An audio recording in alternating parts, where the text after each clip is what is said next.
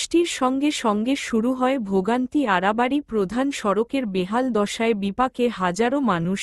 মোহাম্মদ মাহবুব Hasan, staff reporter, মৌচাক ৬ নং ওয়ার্ডের আড়াবাড়ি এলাকার প্রধান সড়কের চরম বেহাল অবস্থা এখন জনদুর্ভোগের প্রতীক হয়ে দাঁড়িয়েছে। সামান্য বৃষ্টিতেই এই সড়কে জমে যায় হাঁটুসমান পানি, যা চলাচলকে করে তোলে ঝুঁকিপূর্ণ ও কষ্টসাধ্য।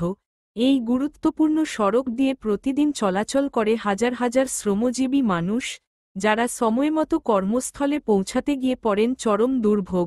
পাশাপাশি কোমলমতি স্কুলগামী শিশুরাও এই রাস্তা দিয়ে যাতায়াত করে।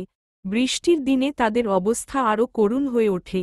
এলাকাবাসীর দাবি, দীর্ঘদিন ধরে বারবার সংশ্লিষ্ট কর্তৃপক্ষকে অবহিত করা হলেও সড়কের উন্নয়নে কোনো কার্যকরী পদক্ষেপ নেওয়া হয়নি।